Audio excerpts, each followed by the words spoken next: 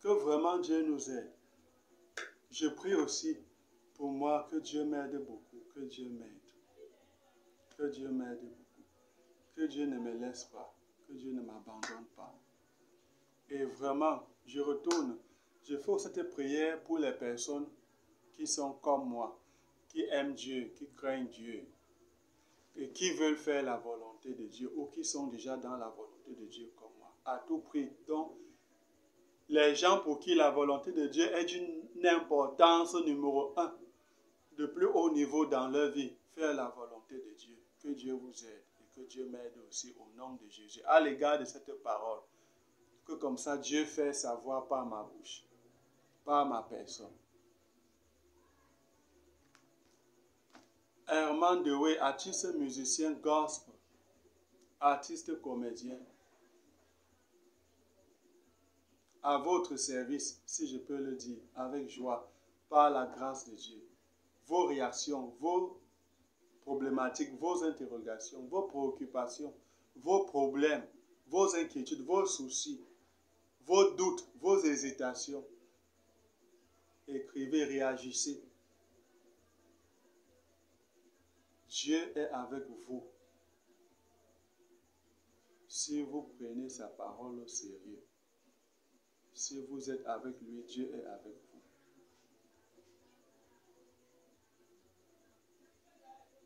Que Dieu vous aide par cette parole, par sa parole. Et que Dieu m'aide aussi. Et que les fauteurs de troubles, faites attention, c'est le trouble aussi qui va vous envahir. Vous n'échapperez pas au nom de Jésus. Vous qui aimez le trouble, détruire, créer les problèmes, nuire. Vous qui exercez votre volonté contre la volonté de Dieu. Vous ne regardez pas ce que Dieu veut, vous regardez ce que vous voulez. Et vous détruisez, vous nuisez, vous troublez. Vous faites des séparations. Vous détruisez les bonnes relations. Vous divisez les gens, ça vous regarde. La malédiction est pour vous et c'est comme vous avez cherché, ça vous regarde. Donnez les justifications, les raisons, parlez, défendez-vous comme vous voulez. On n'a pas peur de ça. Dieu ne craint pas ça. Ce n'est pas votre parole, ce que vous dites que Dieu prend. C'est ce que Dieu dit, sa parole. C'est ça que Dieu regarde. Et il agit selon sa parole. Elle est infaillible. Justifiez-vous, défendez-vous, donnez des raisons aux pasteurs, aux serviteurs, aux frères, aux sœurs, aux gens. Parlez, parlez. On ne craint pas ça. Dieu n'a pas peur de ça. Dieu reste dans sa volonté. Et vous verrez les conséquences et vous saurez que ce que vous dites ne sert à rien. C'est léger, c'est néant, c'est inutile, c'est vide. Vous n'allez pas vous en sortir. Si vous n'arrangez pas ce que vous avez détruit. Si vous ne vous repentez pas et ne vous convertissez pas. Si vous ne cessez pas d'être les fauteurs de troubles. Vous n'allez pas vous en sortir.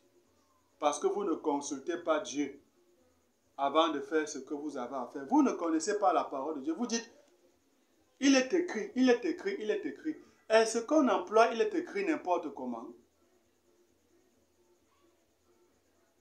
S'il faut employer, il est écrit, dit, il est écrit, il est écrit, alors il ne faut plus consulter Dieu. Or, il faut consulter Dieu.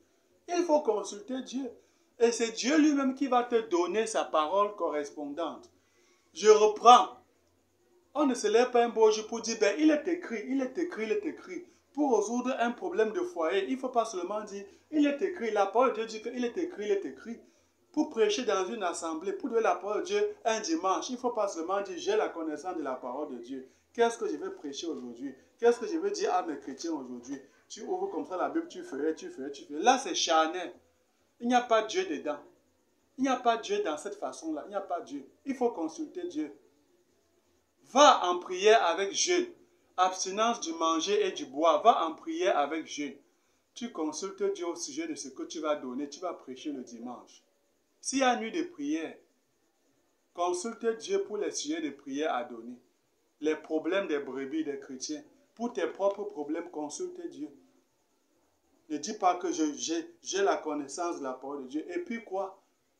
Il faut consulter Dieu. C'est la parole de Dieu, ce n'est pas ta parole. C'est la parole de Dieu, ce n'est pas ta parole. Tu connais la parole de Dieu plus que Dieu. Tu connais cette Bible ici plus que Dieu.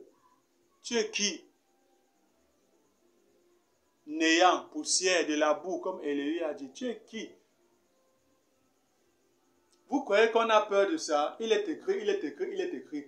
Même Satan, même le diable a dit, il est écrit à Jésus. Lorsqu'il s'est fait tenter. Tu es qui? Il est écrit, il est écrit, il est écrit. Tu veux faire comme le diable? Comme Satan a tenté Jésus? Comme les hommes qui connaissent la parole de Dieu sont venus dire à Jésus que voici une femme prostituée, nous l'avons surpris, nous l'avons pris en flagrant délit d'adultère.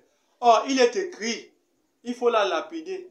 Toi, il est écrit, il faut la lapider. Il faut la lapider, il est écrit. Est-ce que Jésus a fait ça?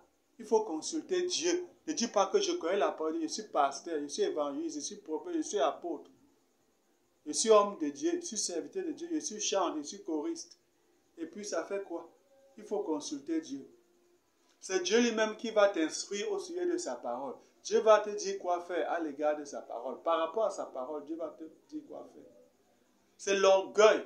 Je connais la parole de Dieu. Je suis, tu présentes tes titres. Et puis quoi? On fait quoi avec? Il y a pasteur au ciel. Il y a prophète au ciel. Il y a évangéliste au ciel. Il y a femme, il y a ton mari au ciel. Il y a femme au ciel. Jésus a répondu aux Sadducéens. Quand vous parlez comme ça montre à quel point vous ne connaissez même pas Dieu. Vous ne le connaissez pas. Tout homme peut prendre cette Bible-ci de Genèse à Apocalypse. Il lit ça bien, naturellement. Le QI, le quotient intellectuel. Et il va connaître la parole de Dieu bien. Mais est-ce que ça veut dire qu'il connaît la parole de Dieu? Vraiment? Est-ce que cela veut dire qu'il connaît la parole de Dieu? Il faut être dirigé par Dieu. La suite après.